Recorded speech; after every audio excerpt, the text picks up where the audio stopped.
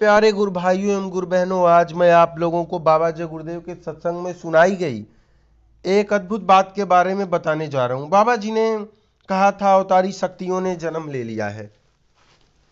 देश को सुधारने वाली शक्तियों का अवतार हो गया है और आगे वो आपके सामने आएंगी और परिवर्तन कर देंगी।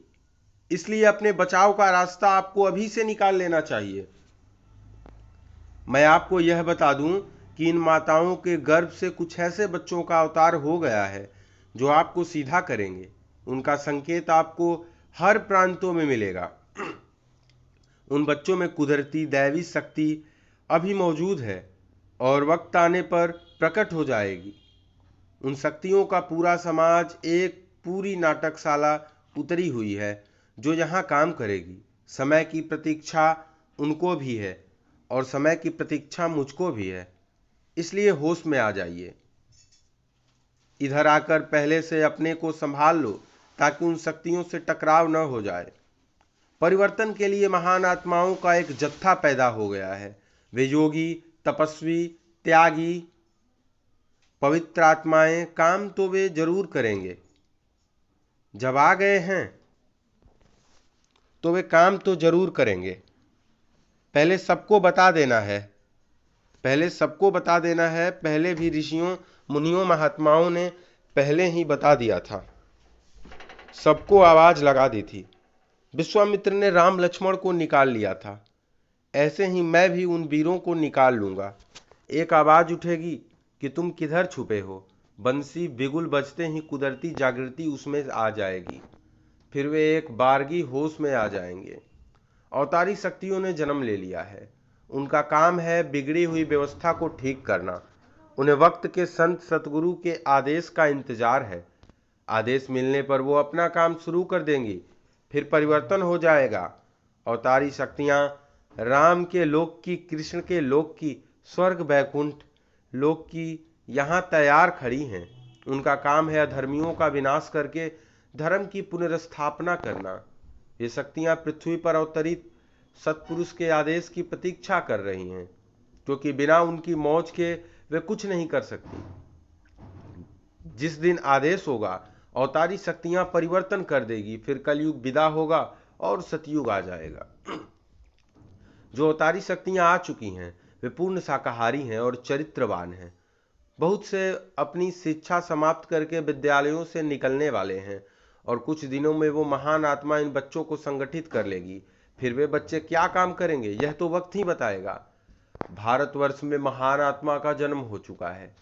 जब आप ईश्वर के बनाए नियम को नहीं मानते हो, नियमों के प्रकृति काम करते हो, तब काल भगवान अपने देश में छटनी करा देते हैं। वो किसी न किसी सूरत को, शक्ति को पृथ्वी पर भेजकर ऐसा माहौल पैदा कर देते हैं, मार काट करवा देते हैं। कुदरती आपदाएं आने लगती हैं। फिर छटनी हो जाती है और जो लोग बचते हैं वो धर्म के रास्ते पर चलने लगते हैं।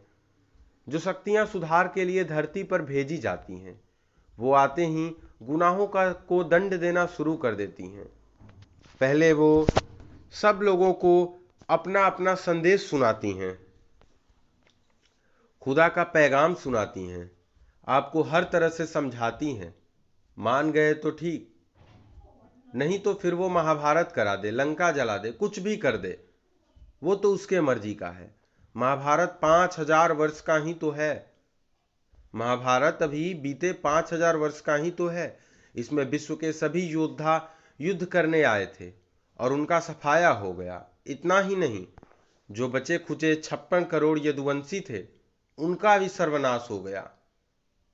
इसके पहले कृष्ण भगवान ने सभी को समझाया और उनके समझाने पर जब राजा प्रजा किसी ने नहीं माना तो उन्होंने सबका नाश करा दिया। शक्तियां तो जिसका राज्य है उसी का हुक्म बजाती हैं, अर्थात निरंजन भगवान का, काल भगवान का। जब जब आबादी बढ़ती है तब तब ये शक्तियां समझा बुझाकर सही रास्ते पर ले आती हैं और अगर नहीं मानते हैं तो उनका संहार करा देती हैं। लेकिन संत महात्मा बार बार समझाते हैं, बचाते हैं। इस वक्त बचाते हैं हमें कि इस वक्त आबादी बहुत बढ़ गई है। यदि संत नहीं होते तो अब तक कुछ का कुछ हो गया होता। संतों की वजह से ही कुछ नहीं हो पा रहा है। आपको यह नहीं मालूम? बात नहीं मानोगे तो कोई न कोई घटना होगी। समय बहुत खराब चल रहा है। तुम इस बात को सोच भी नहीं सकते हो कि क्या क्या हो जाएगा। परमात्मा ने आध्यात्मिक शक्तियों को इस भूमंडल पर भेज दिया है और वे कृष्ण की तरह, राम की तरह अधर्मियों का खात्मा कर देंगी। इसलिए तुम अभी से संभल जाओ, इसी में तुम्हारी भलाई है। अन्यथा आने वाले समय में तो ये अवतारी शक्तियां सबका विनाश करेगी ही, और अवश्य करेंगी, क्योंकि महात्माओं द्वारा बहुत समझाने पर भी अगर आप नहीं माने तो आपका विनाश तो निश्चित है। अब राम और कृष्ण को तीर धनुष या चक्र सुदर्शन चलाने की जरूरत नहीं पड़ेगी। सबके क्रियाकर्म की तलवार ही सबकी सफाया कर देगी। फिर परिवर्तन हो जाएगा। बाबा जी सबको समझा रहे हैं, आगाह कर रहे हैं, सबका मार्गदर्शन कर रहे हैं और सबको बता रहे हैं कि अभी से संभल जाओ, ताकि आप पे किसी अवतारी शक्तियों का हमला जोर से ना हो। जो बातों को मानेंगे उनकी रक्षा हो जाएगी, जो नहीं मानेंगे उनके लिए उन्हीं के कर्मों की तलवार उनके सिर पर लटक रही है। कोई क्या कर सकता है? वर्तमान समय तो ऐसा चल रहा है कि किसी का दिल दिमाग काबू में नहीं है। ऐसे समय में योगी, योगेश्वर, ऋषि, मुनि, देवी देवता कुछ नहीं कर सकते। अब तो संतों की जरूरत है। वहीं जीवों की रक्षा कर सकते हैं, सही दिशा दे सकते हैं। और एक महाप्रश्न हमारे पूछा गया था कि सत्संग में, यानी कि जो बोल सकते हैं कमेंट बॉक्स में पूछा गया था, संत किसको कहते हैं?